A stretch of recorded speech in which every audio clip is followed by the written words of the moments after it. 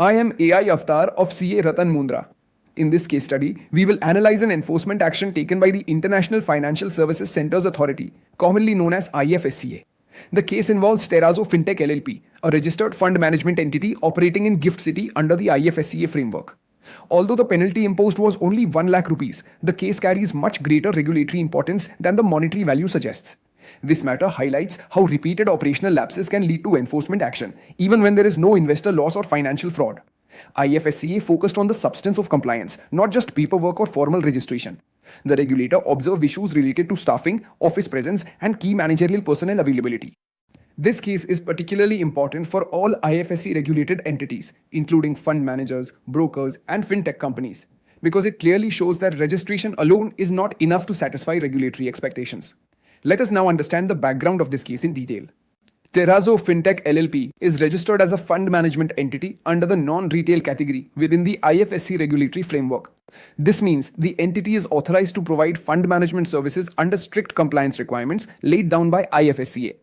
As part of its regulatory supervision, IFSCA conducts periodic as well as surprise inspections of all registered entities. In this case, multiple inspections were conducted over several months to assess operational compliance. The objective of these inspections was to ensure that the entity maintained a proper office setup, adequate manpower, and functioning governance structure. The inspections were not limited to document review but included physical verification of office presence. This reflects the regulator's focus on real-time operational compliance rather than theoretical compliance. What the regulator discovered during these visits raised serious concerns. Let us now understand the inspection timeline and findings. During multiple surprise inspections conducted by IFSCA, the regulator observed significant irregularities in the functioning of the entity. On several occasions, the office premises of Terazo Fintech LLP were found completely closed during working hours.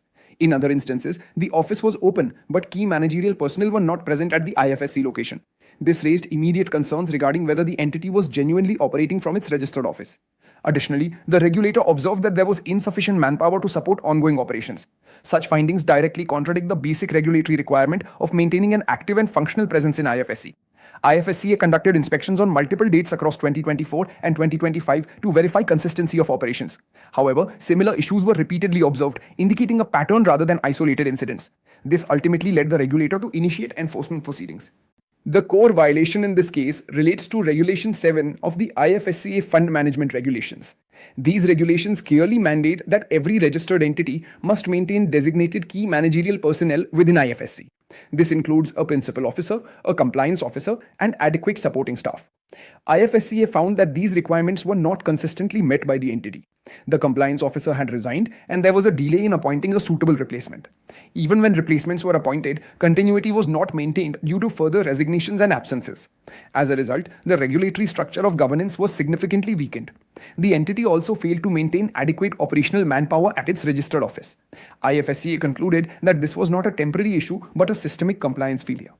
The entity provided several explanations in its defense during the enforcement proceedings. It stated that the compliance officer had resigned unexpectedly in July 2024, along with other staff members. The company explained that it was actively in the process of recruiting replacements. A new compliance officer was appointed in December 2024, and the regulator was informed accordingly. However, that officer had to take emergency leave due to personal reasons shortly after joining. Later, even after resuming work, the officer faced a medical emergency and required further leave. Subsequently, that officer also resigned, leading to further disruption in compliance functions. The company argued that these events were beyond its control and unavoidable. It claimed that it had made continuous efforts to restore compliance structure. IFSCA acknowledged that resignations and medical emergencies did occur within the organization. However, the regulator made it clear that regulatory compliance obligations are continuous in nature. An entity cannot suspend its compliance responsibilities simply due to internal staffing issues. IFSCA had already issued advisories and provided sufficient time for corrective action. Despite this, repeated inspections still showed absence of key personnel and closed offices. This indicated that the entity did not have a strong compliance framework in place. The regulator emphasized that repeated violations after warnings reflect systemic weakness. Therefore, the defense based on extraordinary circumstances was not accepted. IFSCA concluded that governance failure, not circumstances, was the root cause. From a compliance standpoint, the entity could have taken stronger corrective measures. An immediate interim compliance officer should have been appointed upon resignation of the existing officer. Board-level resolutions should have been passed to document emergency governance actions. The company could have engaged external compliance consultants to ensure continuity. Proper recruitment evidence, such as interview records and offers, should have been submitted to the regulator. Additionally, attendance logs and office access records should have been maintained to prove physical presence. A backup KMP structure should have been established to avoid dependency on a single individual. Regular updates to the regulator would have demonstrated proactive compliance management. These steps could have significantly strengthened the entity's defense. This case provides important lessons for all IFSC regulated entities. First, registration with IFSCA is not sufficient unless operational compliance is maintained. Second, key managerial personnel must be physically based in IFSC and actively managing operations. Third, succession planning is extremely important for compliance roles such as compliance officer. Fourth, regulators expect continuous functioning of office infrastructure and manpower. Fifth, informing the regulator does not automatically cure non-compliance. Sixth, repeated deficiencies are treated as systemic governance failure. Seventh, entities must maintain inspection-ready status at all times. These lessons are critical for avoiding future enforcement actions. After reviewing the case, IFSCA imposed a monetary penalty of 1 lakh rupees on Terazo Fintech LLP. Although the amount is relatively small, the regulatory implications are significant.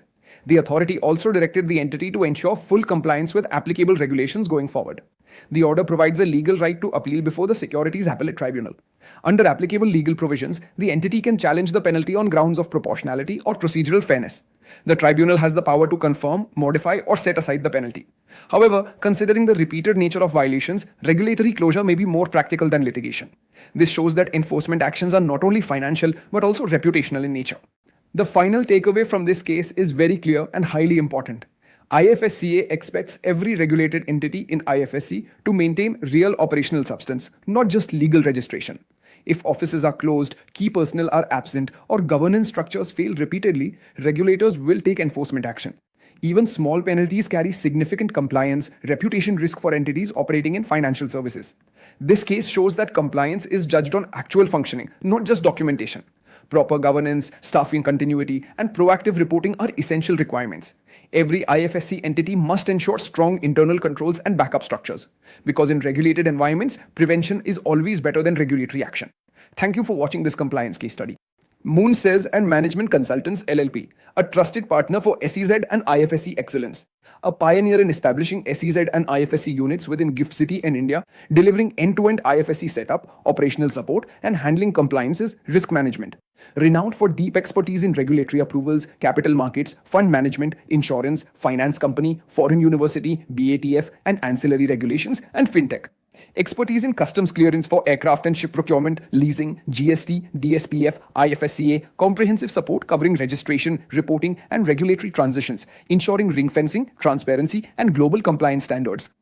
Join our network. Scan the QR codes below to stay connected with us.